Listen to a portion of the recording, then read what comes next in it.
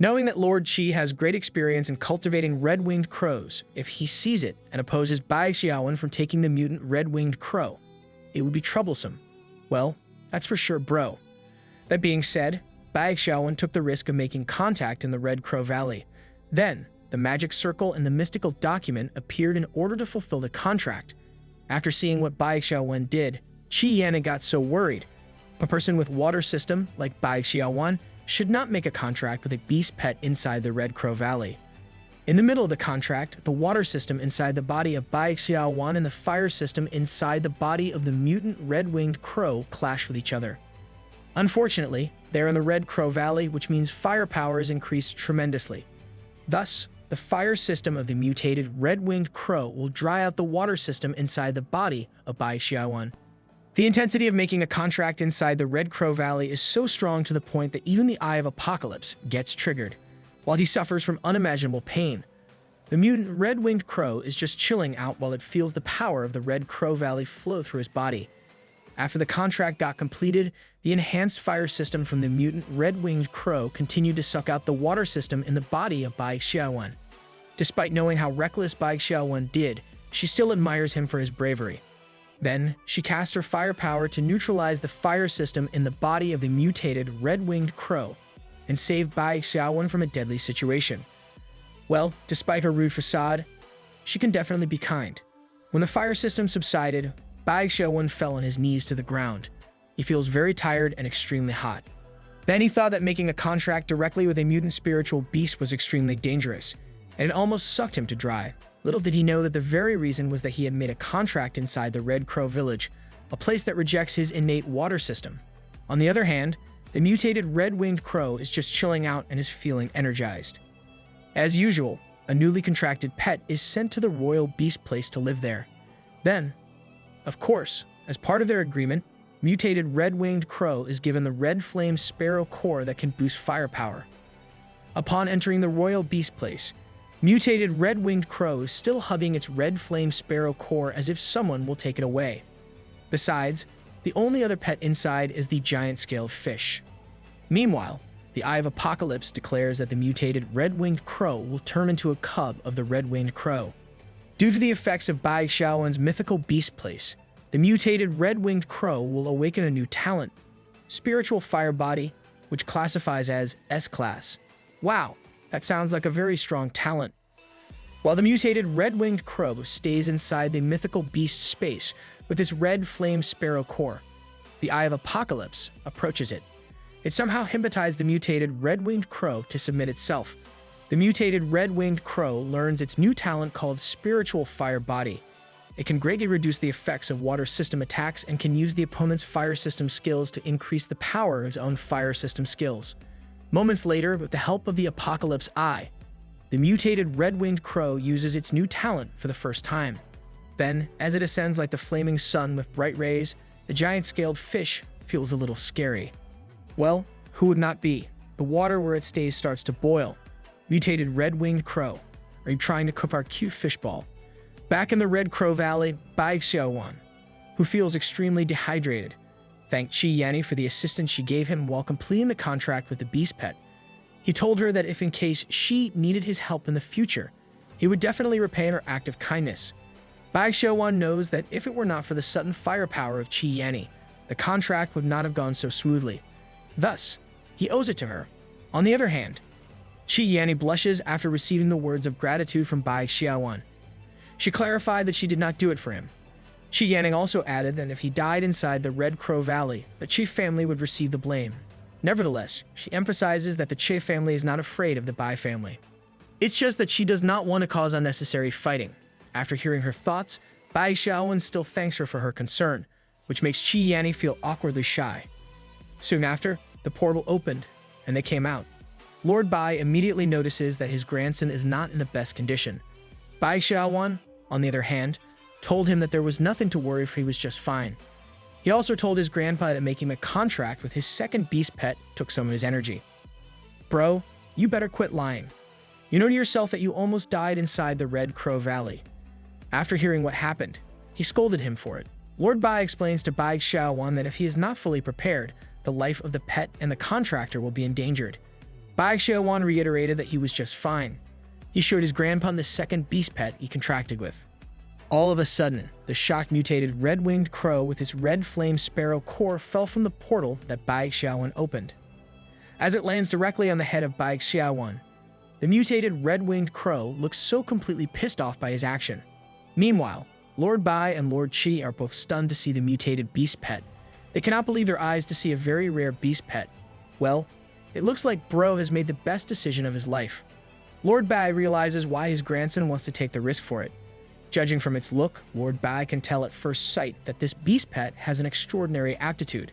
Not to mention, seeing the pet also shocks Lord Qi, which makes Lord Bai feel how lucky Bai Xiaoan is to get contracted with a very promising mutated red-winged crow. After that, Lord Bai bids farewell to Lord Qi. On the other hand, Lord Qi and his granddaughter look so bitter of the two. Lord Qi sarcastically laughs and wishes them a safe trip back to their home. Just before they leave the Red Wing City mansion, Qi Yanni tells Bai Xiaoan with so much courage that having talent does not mean everything. The real strongest is the one who can go through countless battles without defeat. I somewhat disagree with you, miss. Sometimes defeat can help a person to strive harder and become stronger. As the popular proverb states, fall down 7 times, stand up 8. Soon after saying those words, Qi Yanni also tells him that the road is still long and she will definitely catch up with him in no time. Seems like Sis can't get over yet with her defeat. Meanwhile, Bai Xiaoan and his grandpa took a moment to hear her out. Bai Xiaoan, with his mischievous grin, tells Qi Yanni that he won't wait for her, but she is absolutely welcome to catch up if she can. That's a total savage. Moments later, Lord Bai summoned his phoenix-crowned cloud-winged crane, which they will ride back to their mansion at Balin City. As the huge crane starts to ascend, Bai Xiaoan looks at Qi Yanni and hopes to meet her at the top to become the best beast master. Not long after, Lord Bai and Bai Xiaoan reached Balin City. The crow landed them in front of the well-known Bai family mansion. Lord Bai immediately asked Bai Xiaoan to return home and absorb more of the fire element crystal nuclei to compensate for his lost energy. Bai Xiaoan confirms it to his grandpa and goes inside their mansion. Meanwhile, Yuan Xiaoqing calls Lord Bai hastily as if some kind of emergency is going on. While he's catching his breath, he's kind of relieved that Lord Bai has finally come back. Meanwhile, Lord Bai tells Mr. Yuan to take it slow as he is no longer young. Funny how he addresses him like that. Gramps, you are old too. Mr. Yuan then whispers the problem to Lord Bai. After hearing it, Lord Bai looks so pissed with some unknown little guys. Meanwhile, the twin guards of Bai Xiaoan, Peony and Angelica are seen guarding a door. While on it, Angelica tells Peony that their young master has worked too hard. She thinks that he will have a long rest after he returns to the city. On the other hand, Peony is just listening to what she is blabbering. Moreover, Angelica also talks about the order of their young master that Chao Gubai should not be allowed to contact anyone in the Bai mansion. This makes Angelica wonder, knowing that Chao Gubai has also passed the retainer assessment very well. Despite Angelica sharing so many thoughts about their master, Peony is just listening to her and not even trying to comment on it. Well, that truly shows that even twins can be completely different from each other.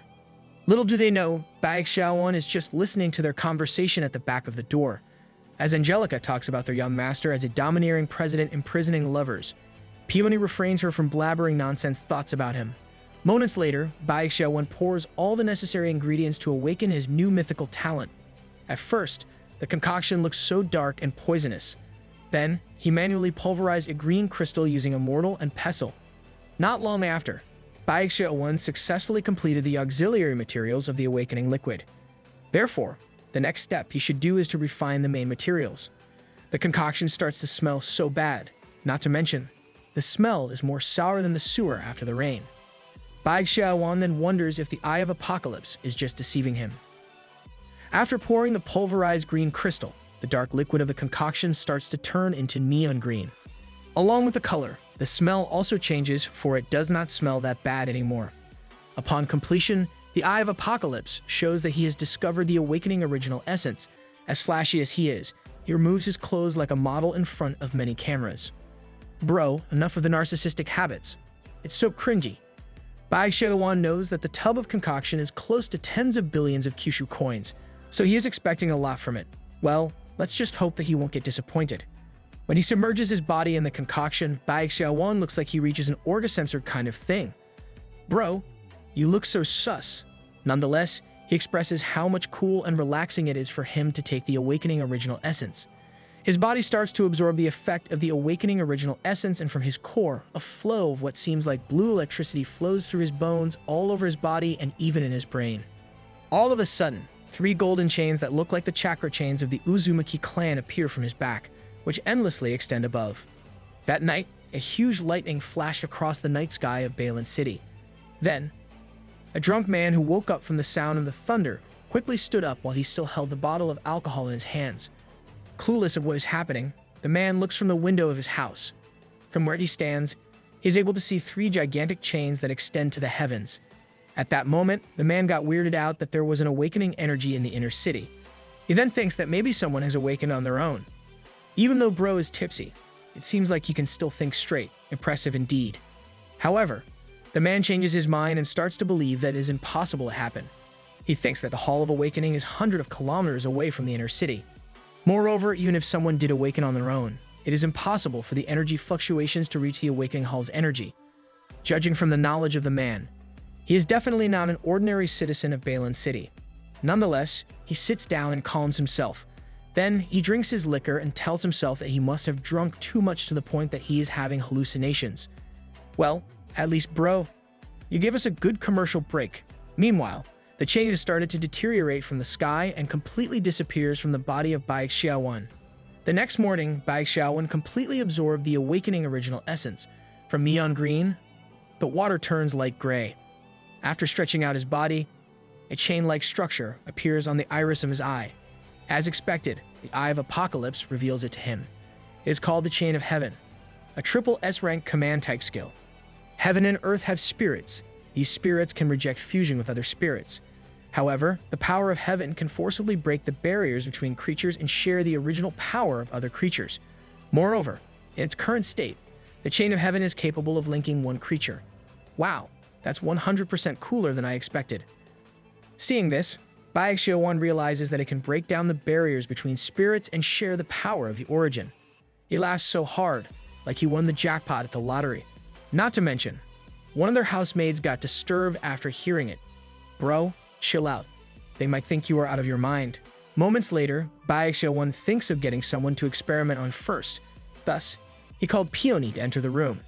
At first, Angelica and Peony look at each other with clueless faces about what their young master possibly needs. When Peony enters the bathroom, he gets startled to see what her eyes had witnessed. Turns out that Bai Xiaoan is completely undressed when he stands up in the bathtub. Without him knowing, he wears nothing at all. Bai Xiaoan tells her that he has an urgent matter that he needs her help with, and he wants her to stay still while he stands in front of her with his dragon, which is currently in its raging state. That being said, it only makes the situation get worse, as Peony might think that she wants him to do something indecent. What the fudge? Bro, that's super sus. And please get dressed immediately. The startled Peony can't help but shake in so much awkwardness. She turns around as fast as she can and says sorry to him, for she can't help him. After hearing this, Bai Xiaoan got shocked to realize that he was not wearing anything. With so much shame, he quickly covers his dragon and trembles in so much awkwardness. He immediately submerged his body in the tub and told her that he should get dressed. Moments later, he asked Peony to stand, relax, and don't resist. Bro, can you please watch your words? You've been telling double entender since you woke up, which is so sus. Peony, on the other hand, just awkwardly follows his master's order. All of a sudden, Bai Xiaoan activates its skill Chain of Heaven. A golden chain appears, and it squirms all over the body of Peony. What on earth? Kids, close your eyes, please. Seriously, why does the Chain of Heaven have to appear on Peony's body like that? This resembles something that only adults should see. The sharp head of the Chain of Heaven enters her chest. Censored alert. The illustrations are extremely not for kids. Parental guidance is recommended. After successfully linking Peony with the Chain of Heavens, the golden aura exudes from the chain itself, engulfing her whole body in the process. Meanwhile, Bai Xiaoan concentrates his energy as he lets the chain take control. Just like that, he successfully uses the Chain of Heavens for the very first time. The Apocalypse Eye shows Bai Xiaoan that the Chain of Heaven has connected with a confined entity named Peony to obtain a B-class talent called Water Elemental Increase. He asks Peony to use her self-defense skill. Without any doubt, Peony uses her shield. She, however, got weirded out again when Bai Xiaoan suddenly moved closer to her to examine what was happening in the chain linked to her body.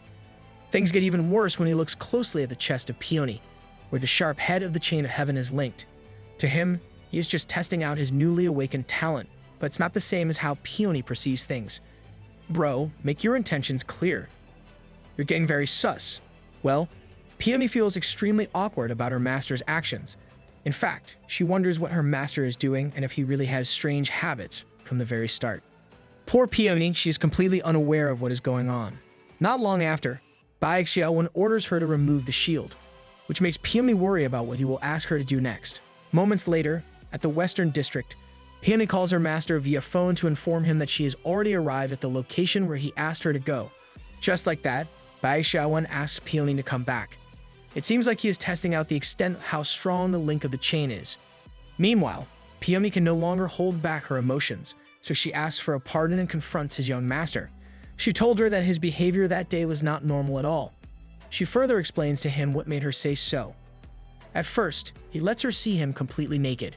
He asked her to do strange things while closely staring at her body. She even told him that if he is stressed out, he can tell it directly, for she and Angelica will help him out, but he can't just order her endlessly like that. After hearing her out, Bai Xiaoan asks Peony if she cannot see anything attached to her body. Peony then confirms that she does not see anything at all. Realizing that she cannot see the chain of heaven, Bai Xiaoan asks her to come back as soon as possible to explain everything to her. Peony, on the other hand, starts to feel pity for herself. Meanwhile, Bai Xiaoan figures out why the chain of heaven exists like a rule. Apparently, as long as the chain is linked, it will not be affected by any factors. Moreover, the chain of heaven has 3 characteristics. First, the person who got linked by the heavenly chain cannot see nor detect its presence, no matter what the circumstance is. Second, as long as the chain of heaven is activated, the user can use the skills of the person who got linked. Third, in general, sharing can go both ways, but the user has the option not to share skills or borrow from others.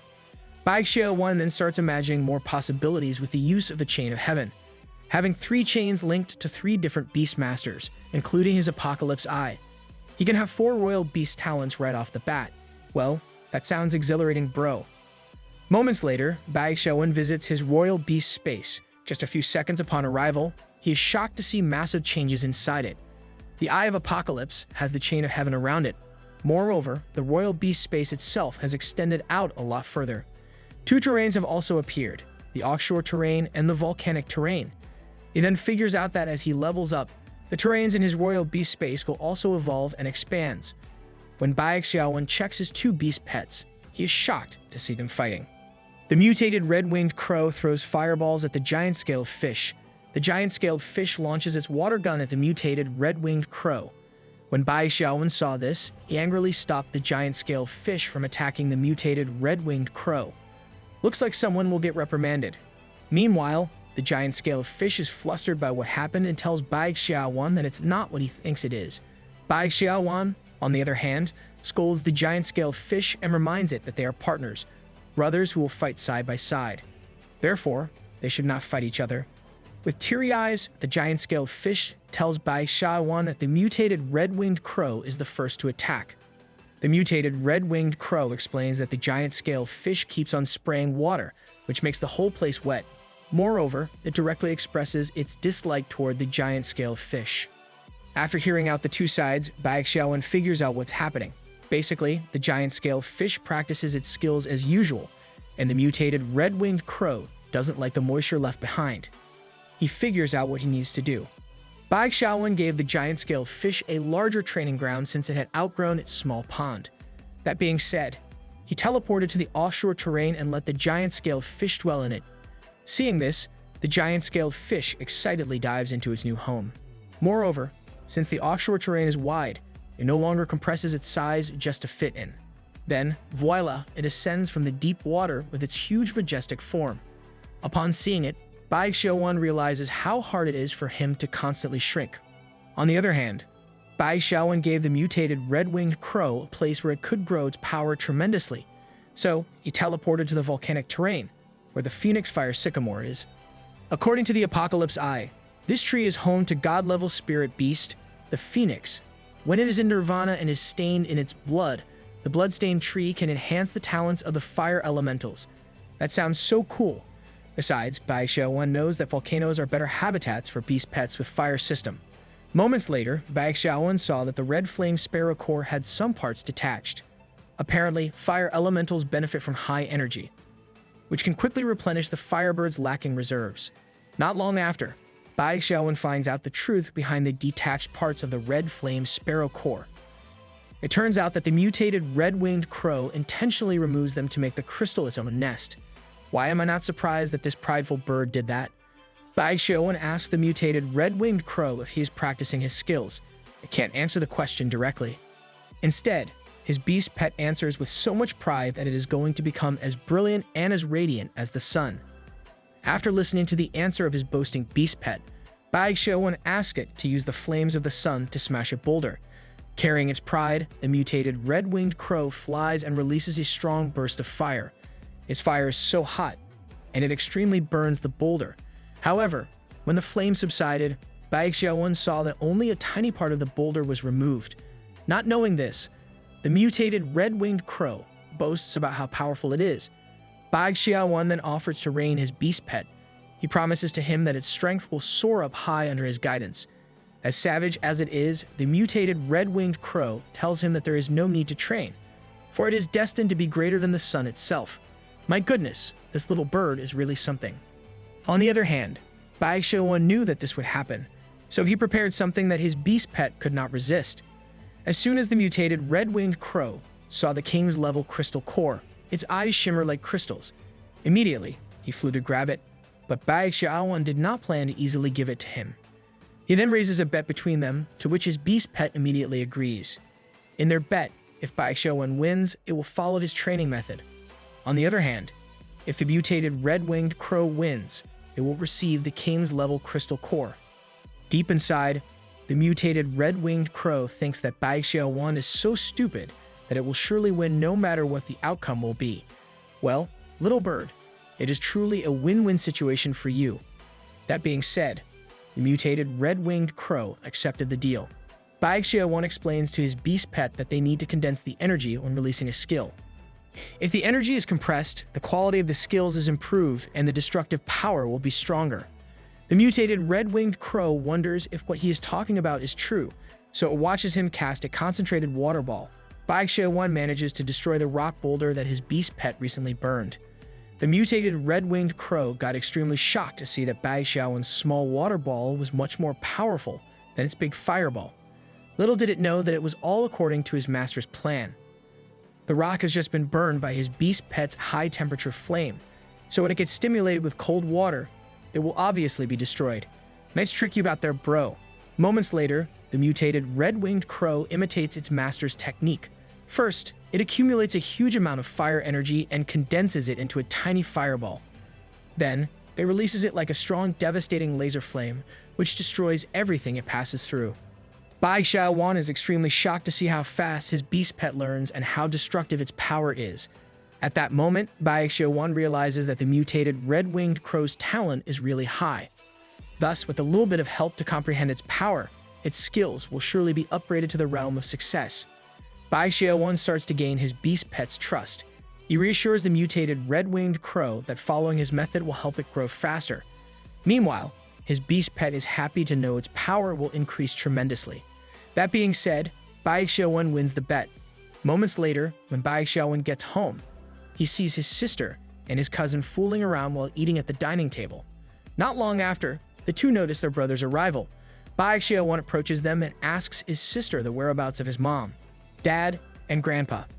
Bai Ziyu then told his brother that they hadn't returned home yet. Meanwhile, Yuan Potion sighs, for his dad hasn't been home for days either. Upon knowing it, Bai Xiaoan starts to wonder if there's something that happened in Bailin City. His apocalypse eye shows something about the magic spider cult, but is not able to give too much attention to it. For Yuan Potion keeps calling his attention. Bai Xiaoan wonders why he is in their mansion. Yuan Potion revealed that school would start that day, and he came there so they could go to the Imperial Beast Masters Academy together. At that moment, Bai Xiaoan gets reminded that he is still a student, so he orders Alfred, the butler of the Bai family, to prepare the car, which he instantly follows. Moments later, outside the Bai mansion, Chao Gubai is waiting for him. Basically, she also attends the same school as Bai Xiaoan. Upon greeting him with her very beautiful face and delicate smile, Bai Xiaoan instantly blushes. The two of them have a simple, sweet conversation while blushing upon looking at each other. Well, love's in the air. A few hours later, the three of them arrive at the Imperial Beastmasters Academy. On the way to their respective room, Yuan Potion asks Bai Xiaoan about Chao Gubai and why he hasn't seen her before. Yuan Potion also added that there are many people from the affiliated cities in their class. He asks him if Chao Gubai is one of them, but as expected, he gets ignored. Aw, I feel bad for you, bro. When Bai Xiaoan enters the classroom, several reactions arise. There's this group of boys that shows dislike toward him, and there are a bunch of students, mostly females, who show enthusiasm toward him. To Bai Xiaoan, they are just a bunch of people who don't even know the true meaning of hard work, for they don't even work on themselves. Bro, that's mean, but quite true. Bai Xiaoan finds himself in the middle of a small crowd caused by his classmates. Bai Xiaoan considers telling his grandpa to suspend his studies. He believes that the comfortable cultivation environment of the academy is far inferior to the effect of fighting to the death in the wild. From a short distance, a man in a black outfit is staring at the small crowd. As the Apocalypse Eye revealed, this man is Lung Aotian. He has an SS class talent called Darkness Pact.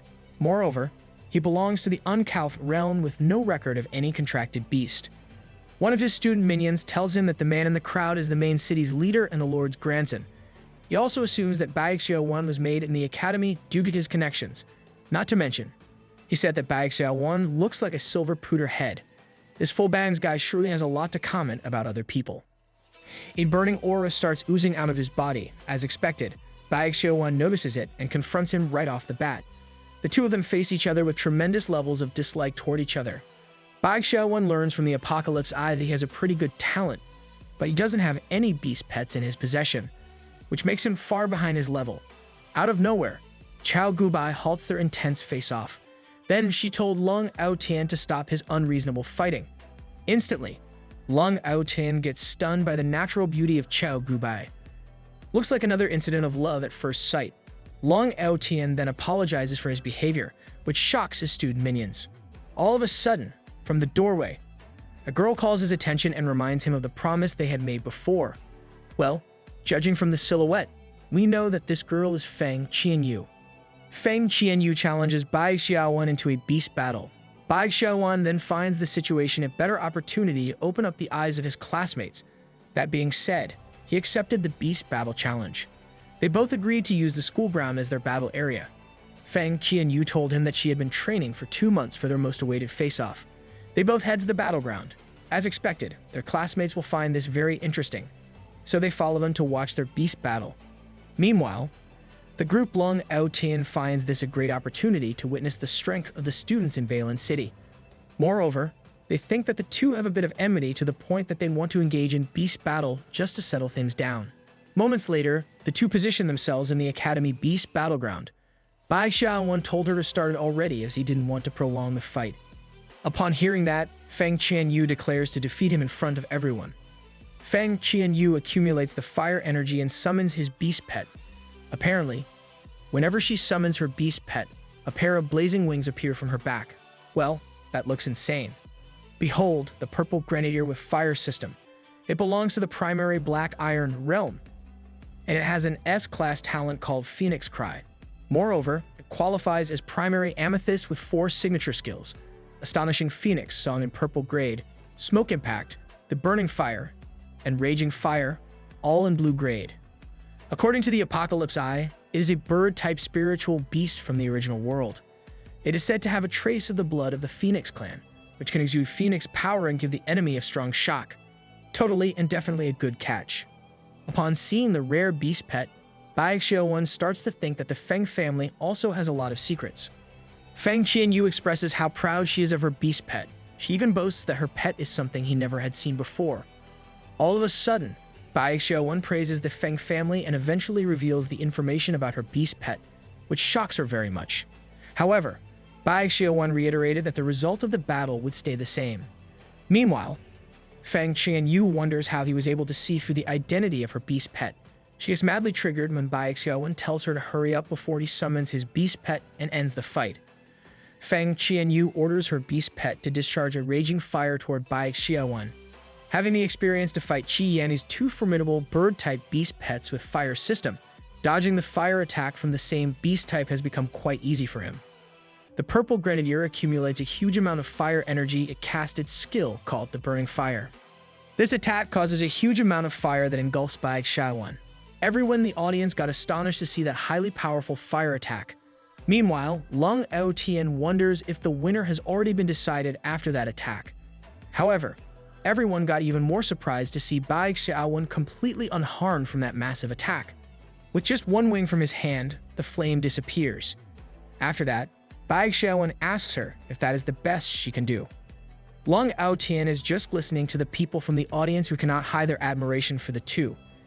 Feng Qianyu is praised for her proficiency in beast control despite being completely new to it, while Bai Xiaoan is praised for his ability to block a spiritual beast attack with his own skills. Moreover, he also looks at the reaction of Qiao Gubai, who admires Bai Xiaoan because of his looks. Go girl. There is definitely nothing wrong with it. Pissed off by Bai Xiaoan's arrogant behavior, Feng Qianyu orders her beast pet to use its S-class talent, Phoenix Cry. The purple grenadier casts a high-frequency sound that can knock or weaken the enemy. The sound reverberates in the whole battleground, and even the audience feels its impact. Bai Xiaoan uses its barrier to stop the attack. Unfortunately, the Phoenix Cry is powerful enough to pass through his barrier. Seeing Bai Xiaoan gets affected by the attack, Feng Qianyu quickly orders the purple grenadier to launch the raging fire on him. Bai Xiaoan will not let himself lose the fight, so he summons the giant-scaled fish to intercept the attack. The magnificent giant-scaled fish appears, which intimidates the purple grenadier. Although completely fazed by the presence of the giant-scaled fish, the purple grenadier continues to launch its raging fire toward the giant-scaled fish. The giant-scaled fish reflects back the raging fire and hits the purple grenadier directly using its watery tail at the same time. That's what you call a whale slap. After realizing that her beast pet can no longer fight, Feng Qianyu concedes her defeat. Bai Xiaoan reminded Feng Qianyu about their agreement, to which she immediately responded. After hearing the request from Bai Xiaoan, she instantly blushes and gets completely fazed. She even said that she should wait for it. Wait, what? Based on her reaction, it is a request that only adults are allowed. You're both acting so sus. After that, Bai Xiaoan tells everyone that there's no more drama, so they can go already. Not long after, a strong earthquake jolts Bailin City. The students start panicking when they see and feel that the whole battleground begins to shake. Meanwhile, from where Bai Xiaoan stands, a huge piece of debris falls directly at him. Of course, as fast as they are, Peony and Angelica come to save him. They immediately use their power to block the falling debris. Peony tells her young master that the place is dangerous, and Angelica implores him to quickly return to the Bai mansion. Bai Xiaoan starts to have a bad feeling about it. Meanwhile, 3 unidentified flying objects are seen in the sky above Bailin City. It turns out that these people wearing weird-looking suits are members of the infamous Devil's Spider cult. Their leader wonders why the humans haven't fixed their shield yet. Then, one of her members informed her that an earthquake had occurred, which delayed them in fixing the shield. That being said, the natural calamity became so convenient for them to execute their plan. Not long after, the leader commands her team to prepare the explosive fire spiders, which they immediately execute. Along the way, Bai Xiaoan asks the Apocalypse Eye about what happened. He finds out that the Apocalypse Eye has reached the level called Enlightenment of Heaven. This allows him to visualize the things that are happening and will happen. Not to mention, it can also reveal the thoughts of a person. After gathering information, the Apocalypse Eye revealed that the proximity of the two worlds to each other creates a conflict of a spatial barrier, which, in turn, causes a chain reaction, with the aftershocks causing tremors and loud noises. After knowing that, Bai Xiaoan asks the Apocalypse Eye what could possibly happen if the two worlds merge. After studying the possible outcome, the Eye of Apocalypse revealed that during the first 3 months of the integration of the two worlds, there will be varying degrees of tremors and earthquakes in all areas of the secret world of the Spider's Nest. Oh, by the way, Spider's Nest is now called Zhu Chao, but let's stick with Spider's Nest. Don't want to butcher it with my Chinese. Moreover, in 3 months, the conflict will be eased, a spatial rift will be formed, and the two worlds will merge. 1 year from this current time, the secret world of Spider's Nest and the unknown world will be completely fused together, forming a high-level secret world. Learning all that information from the Apocalypse Eye, Bai Xiaoan realizes that what is happening is not bad at all. As they continue to go through the destroyed city, Bai Xiaoan realizes that the shield of Bailin City is gone, which makes him wonder if someone has broken the shield generator. Can't blame you for overthinking, bro. Meanwhile, the Devil's Spider cult positioned their aircraft on the damaged part of the city's shield. Their leader orders them to drop the explosive fire spiders. These are literally living spiders with green balls on their back, which are probably the things that cause explosions. Foreseeing this, the Eye of Apocalypse warns Bai Xiaoan of the impending danger along the way. Thus, Bai Xiaoan asks Peony and Angelica to turn on their defense, which they immediately follow. That being said, while their car moves along the way, there is a protective barrier on top of it. Soon, the explosive fire spiders landed and exploded, causing massive damage. Well, hopefully, those green smokes are not causing any genetic problems. Moments later, at the combat hall of the City Lord's palace, several emergency warnings have been triggered. Thus, Bailin City is going to enter the first level of wartime alert. Not long after, Mr. Yuan reported to Lord Bai that an earthquake of magnitude 8 or above occurred in Bailin City. Unfortunately, the specific cause has not yet been investigated. Moreover, he also reported that unknown fire spiders paralyzed the energy core of the shield, and the city defense army was fighting against the beast's attack. Thus, the situation is highly critical. Calm down, sir. Panicking won't solve the problems. After hearing the report, Lord Bai orders to send people to repair the energy core. Moreover, he also commands them to mobilize all the Beastmasters in Bailin City to help in defending the city. Lastly, Lord Bai instructs the Beastmasters from the Public Security Bureau and the City Lord's palace to go to the earthquake relief. Lord Bai can't help but wonder if there could be a connection between the Devil's Spider's cult and the earthquake that happened. Mr. Feng told Lord Bai that he was overthinking. He reassures Lord Bai that it is just a coincidence, for there is no way the Devil's Spider cult caused an earthquake. While they are talking about the earthquake, a soldier informs them that the Awakening Hall is under attack, and he requests reinforcement. Upon hearing it, Lord Bai figures out that the true purpose of the Devil's Spider cult is to destroy the Awakening Hall and break the foundation of Bailin City. That being said, he immediately sends his son, Mr. Feng, and Mr. Yuan to the Awakening Hall to help Mr. Wu. Despite the barrier that Angelica and Peony activated on the car that Bai Xiaoan rides to return home, it still gets ruined by the random explosions caused by the explosive fire spiders. Angelica tries to see if there is a way for the car to be fixed, but she soon confirms to her young master that the car is completely ruined. Thus, the only way to go home is for them to walk. Soon after, Bai Xiaoan and Angelica noticed a huge amount of explosions located at the Awakening Hall. From where he stands, Bai Xiaoan saw the aircraft of the Devil's Spider cult, which was revealed, of course, by his Apocalypse Eye. Not to mention, Angelica also recognizes them. While the Devil's Spider cult leader prepares for their most awaited time, which is to ruin the Awakening Hall, some soldiers below are barely trying to survive. Unfortunately, in that helpless situation, the cult members did summon their beast pets called ghost-faced spiders to kill them completely. Aw, that's so brutal. Even though the soldiers try their best to escape death, the ghost-faced spiders massacre them with no remorse at all. On the other hand, Mr. Wu is inside the Awakening Hall along with some soldiers to protect it from invaders. While Mr. wonders what is happening outside the gate, one of the soldiers tries to reach the soldiers who are positioned outside the hall. Unfortunately, none of them responds, to which we can presume that they all have faced the gate of the afterlife. How disheartening. Not long after, Mr. Wu and the soldiers hear a loud banging on the gate. He then alerted the soldiers to get ready for anything that awaited them. As the crack begins to appear on the gate, Mr. Wu starts to feel anxious. Then, the ghost-faced spiders appear in front of them.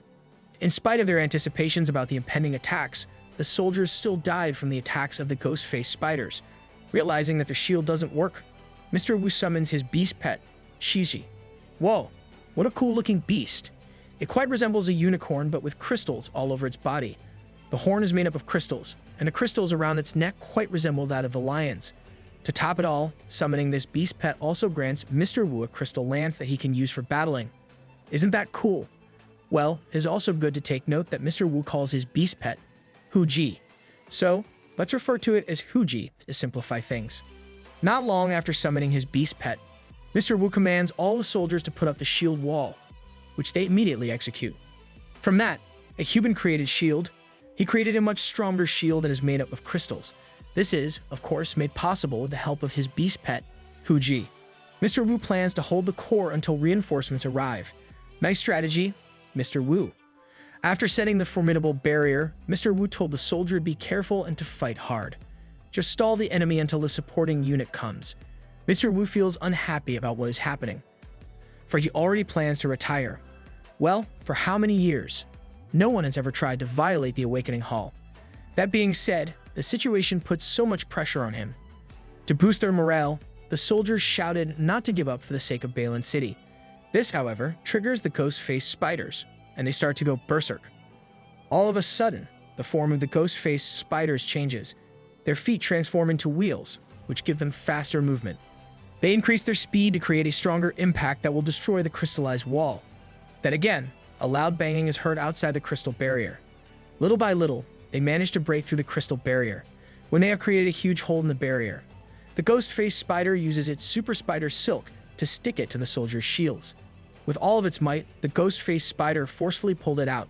What a persistent monster. Seeing this, Mr. Wu got extremely startled. On the other hand, the ghost-faced spiders successfully made their way inside the crystallized barrier. As the barrier continues to crumble down, Mr. Wu commands the soldiers to concentrate their fire and beat the enemies down. Unfortunately, the enemies are too strong and fast for them to handle. When one of the ghost-faced spiders tries to directly attack Mr. Wu, he stabs the floor with his crystal lance. And suddenly, a great impact emanates from it, and sharp crystals emerge from the floor. This attack manages to stop all three ghost-faced spiders at the same time. Nonetheless, Mr. Wu starts to wonder why Lord Bai hasn't come yet, for all the shields are almost gone.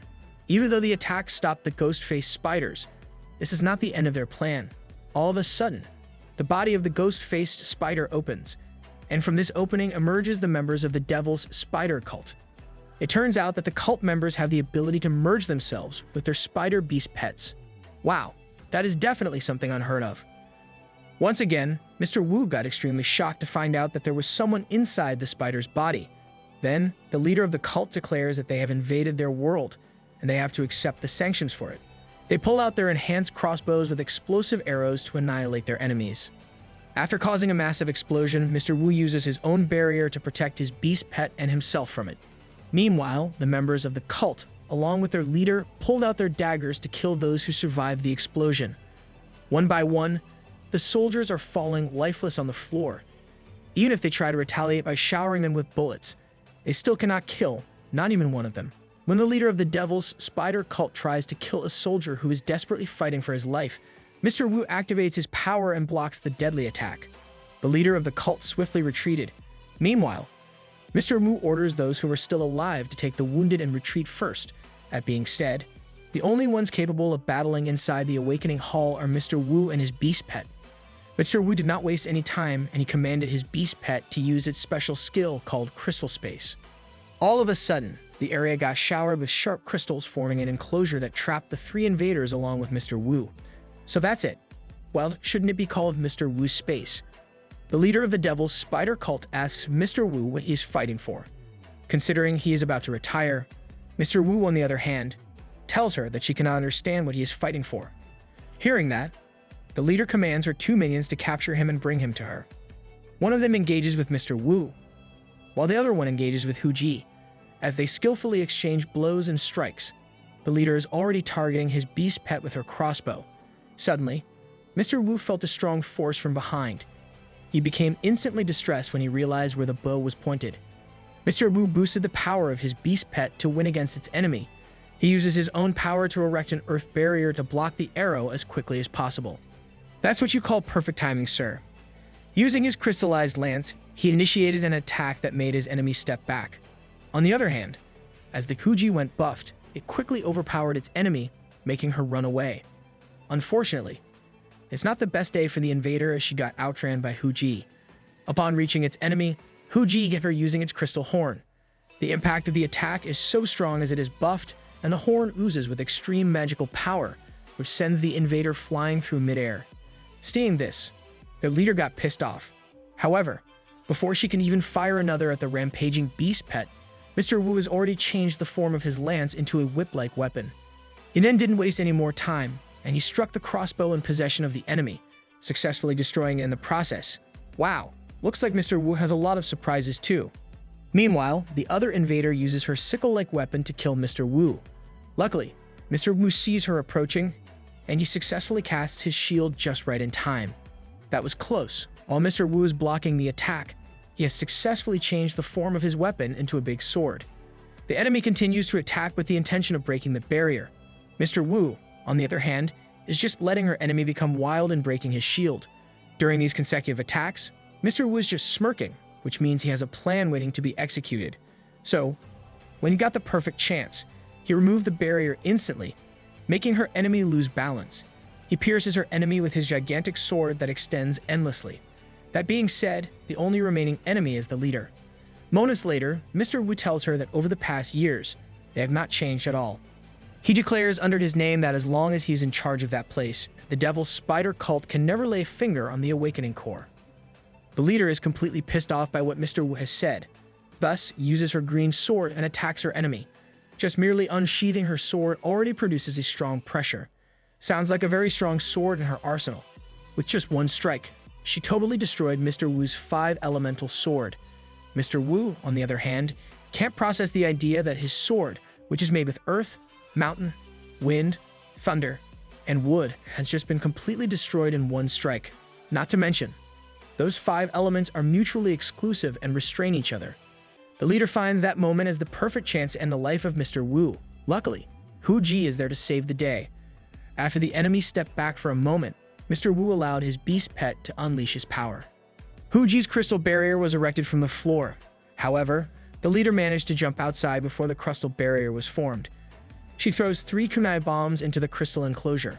From being an advantage, the crystal enclosure suddenly became their biggest disadvantage as they could not go anywhere when the explosion happened. After that, Mr. Wu and his beast pet lie on the floor and are completely incapable of fighting. Despite his hopeless situation, he still tells the enemies that as long as he is alive, the crystal space will not disappear. He also added that he knows that the enemies are afraid of killing him, the deacon of the Temple of Awakening, as they know that they will be hunted down. Soon after, the leader moved closer to him and told him to stop bluffing them. She even told him that they had been researching everything about him for quite some time. That being said, they know that no matter how strong Mr. Wu's space crystal defense is, there is still a limit to it. Well, these thick girls came very prepared. Not to mention, they already have a plan on how to penetrate his crystal space. This is, of course, with the help of their most persistent beast pets, the ghost-faced spiders. The Devil's Spider cult leader told Mr. Wu that their trump card had started already. All of a sudden, Mr. Wu heard a loud banging from outside the crystal space.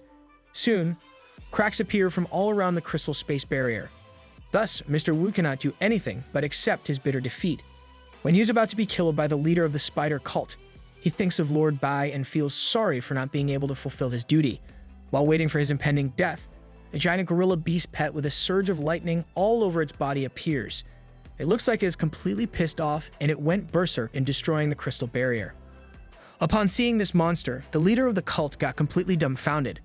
And just like that, the giant gorilla beast pet has just jumped above her, ready to smash her down. Unfortunately, the giant ghost-faced spider arrived to block the fatal punch, saving the leader from her impending doom. Meanwhile, Mr. Yuan jumps from the back of his beast pet to rescue Mr. Wu. Mr. Yuan immediately asks Mr. Wu if he is okay. Mr. Wu, being the annoying man he is, sarcastically asks him back if he looks okay. Could you at least answer more nicely? You've just been saved from your death, sir. Mr. Yuan gets a little annoyed with how gabby he is every time he talks. He tells Mr. Wu that Lord Bai and the others are on their way. On the other hand, Mr. Wu sarcastically points out that they are always late. For someone who almost died, I can't blame him. Not long after, the domineering phoenix-crowned cloud-winged crane arrived at the Awakening Hall. Mr. Yuan expresses relief that Lord Bai has finally come, while Mr. Wu sarcastically comments that Lord Bai still loves the high-profile entry. Behold, Lord Bai, the strongest man in Bailin City, has finally arrived. The phoenix-crowned cloud-winged crane immediately grabs the ghost-faced spider using its sharp talons. Lord Bai instructed Mr. Feng to knock out the enemy. As soon as Lord Bai's beast pet drops the spider, Mr. Feng gets ready. He is riding his beast pet named Fire Chillin, a red-haired white horse with deer-like horns and flaming feet. Another cool-looking beast pet. Moreover, summoning his beast pet grants him a spear with bright red flames. Mr. Feng then charges along with his beast pet to knock the enemy down. He dashes with great speed and delivers a powerful flaming stab. Moreover, his beast pet launched an extremely powerful fire blast that directly hit the ghost-faced spider. That being said, Lord Bai, along with his allies, declared to the leader of the enemies that the devil's spider cult Nipper had arrived. Gramps, that's kinda cringy and cool at the same time. Absolutely pissed off, Lord Bai activates his great power to intimidate his enemies. While the extreme pressure from his power oozes out of his body, he tells the enemy to surrender quickly, for their operation has failed. Afraid and bothered, one of the minions of the leader calls her for what they should do. That being said, the leader commands them to proceed to Plan B, which is to sacrifice oneself. You cult ladies are willing to go to that extent. I wonder, what exactly are you fighting for? The leader then tells them that she will hold them back while the two of them destroy the awakening core and escape. However, one of her minions stops her. She told her leader to leave the mission in her hands. When she removes her mask, she reminds their leader that she has a younger sister who still needs to be taken care of. She even added that, unlike them, she's been all alone for a long time, with no family or ties. I know that they are enemies, but I can't help but feel bad for them too. At the end of the day, we all have stories to tell. That being said, she quickly jumps and enters the back of the ghost-faced spider even without the permission of her leader. With her sincere face, she appeals to her leader to let her do it. Seeing how decided she is, the leader lets her do as she desires. Nevertheless, she gives her a gun that oozes with power and bloodlust. This one quite resembles the revolver gun. However, unlike a normal gun, the bullet it releases is so powerful. Not to mention, the bullet it shoots can obliterate even the toughest spirit beast. Sounds like a very dangerous gun to me. Lastly, they made their hand gesture to show their respect and vow their action to their beloved cult. The leader begins their plan and throws some green Pokeballs. Just kidding. These are actually smoke bombs that will completely block the vision of the enemy. As soon as she throws them, Lord Bai activates his shield and the smoke bombs explode. The whole place starts to get engulfed with thick smoke. Realizing this, Lord Bai and his allies cover their nose to not inhale the poisonous smoke that the bombs contain. From the thick smoke, the enemies begin their move. Lord Bai, on the other hand, orders the phoenix-crowned cloud-winged crane to use its wide wings to diminish the smoke. The white crane swiftly flies through the smoke to chase down the ghost-faced spider. Little did they know that this was just the enemy's way of diverting their attention, so they could freely reach and destroy the awakening core. Fortunately, Mr. Feng and Mr. Yuan see them approaching the awakening core. The two of them, along with their beast pets, quickly try to reach the enemies. Unfortunately, the ghost-faced spider throws its sticky spider silk balls at the spirit beast, which stops them from reaching the enemies. Soon after, the sticky spider's silk continues to spread all over their body. Soon after, the ghost-faced spider quickly faces Lord Bai and the phoenix-crowned cloud-winged crane. Lord Bai, on the other hand, did not expect the spider to be so fast. Mr. Feng told Lord Bai to go after the two enemies approaching the awakening core quickly, and they will take care of the ghost-faced spider instead. Sounds like a plan, Mr. Feng. Meanwhile, just a few more meters away from the awakening core, the two enemies saw Lord Bai and his beast pet quickly approaching them. Seeing this, the other cult member, who's currently merged inside the ghost-faced spider's body, gets extremely worried about her boss. She quickly decided to help her allies. However, by that moment, Mr. Feng and Mr. Wu are already freed from the sticky spider silk. Just right before she can go, the giant gorilla beast pet of Mr. Yuan and the fire chillin of Mr. Feng attack the giant-faced spider. Charged with a surge of lightning, the giant gorilla jumps and directly punches the ghost-faced spider. This attack was successfully dodged by the ghost-faced spider, destroying the floor instead. While in midair, Mr. Feng uses the power of his spear to pierce the back of the ghost-faced spider, revealing the enemy right before their eyes. Sis did not see that coming. The attack is so strong that it drags the beast's spirit down to the floor and creates an explosion in the process. When the explosion subsides, Mr. Feng sees the dead body of the ghost-faced spider with the body of the enemy still inside it. Soon after, Mr. Feng and Mr. Yuan approach the enemy and tell her to surrender, for their plan is doomed to fail. Meanwhile, Lord Bai successfully blocks the enemies right in time with his phoenix-crowned cloud-winged crane. He confronted them and told them that they were so stubborn, insisting on being their enemy. That being said, Lord Bai believes that they are no longer worth pitying at all. Soon after, Lord Bai reveals the true form of his cane. Turns out that it is a whip-like weapon that he can use along with the power of his phoenix-crowned cloud-winged crane. He whips it side by side in a cross manner, creating sharp waves of wind that resemble the talons of his beast pet. Moreover, he orders his beast pet to use its attack called Swift Wind Cannon. This attack creates a huge cannonball that is made up of compressed, powerful winds. The leader of the enemies, on the other hand, unleashes her green sword to subdue the Swift Wind Cannon. Just like Mr. Wu, Lord Bai cannot believe that she manages to find a way to suppress the attributes of his phoenix-crowned, cloud-winged crane, which belongs to the wood-line element system. Thus, they have to find another way to stop her. The leader of the Devil's Spider Cult tells her ally to go straight to the Awakening Core and press the self-destruct button.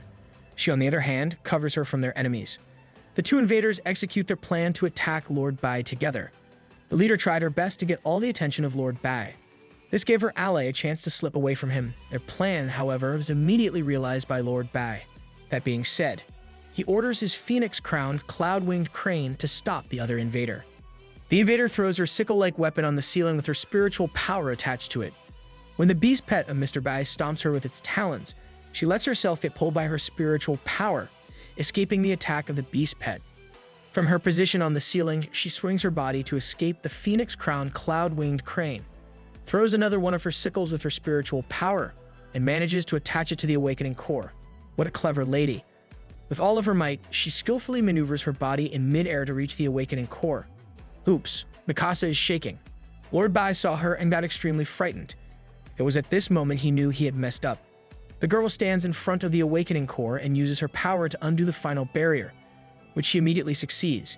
She then got very happy that their most awaited day had finally come. Just before she manages to press the self-destruct button of the Awakening Core, she shivers and feels unable to breathe. It turns out Lord Bai manages to reach her with his whip-like weapon. While the girl curses him, Lord Bai tells them that it's over. Meanwhile, the other girl is helped by Mr. Yuan to get out of the body of the ghost-faced spider. While doing so, she told them that their world was their home after all, and they were the true invaders. Little did they know, she was hiding a gun with her other hand. She questions them about what right they have to act like the victims. All of a sudden, she pointed the gun at Lord Bai to free her allies from his restraints. Just like that, she pulled the trigger of the gun. Mr. Feng manages to dodge the bullet. The leader of the cult increases the speed of the bullet, so Lord Bai can no longer dodge it. These ladies surely don't know the word stop. Seeing how fast the bullet is, Lord Bai can't do anything but feel scared of his impending doom. This, however, did not happen because his phoenix-crowned, cloud-winged crane blocked it. That being said, Lord Bai's beast pet absorbed the impact of the bullet. It shatters its core and kills it. Lord Bai cannot do anything but watch in horror as his beast pet slowly deteriorates in purple flames. Moreover, as the crane dies, the weapon also disappears as it is granted by his beast pet. With no one to stop them, the two enemies quickly go to the Awakening Core and press the self-destruct button. Seeing that it worked, the leader suggested that they should get ready to go. The girl uses her sickle to escape from the roof of the Awakening Hall. When the self-destruct timer has reached its limit, the Awakening Core machine explodes, and Lord Bai gets caught in the massive explosion. Moments later, news about a 7.8 magnitude earthquake that occurred in Bailan City is being reported on national television. The unfortunate event has left a casualty of 18,213 death toll and 51,235 missing people. Moreover, the protective shield launcher of Bailan City has been destroyed by unknown terrorists, triggering a level 3 beast tide. Hence, the city's defense soldiers are fighting bravely to resist. Furthermore, it is also reported that the terrorists launched an attack on the Awakening Hall at the same time.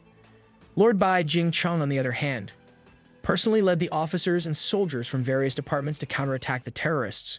One of the terrorists has been captured, and the situation is now under control. Bai Xiaoan, along with Angelica and Peony, watched the breaking news at the city hospital.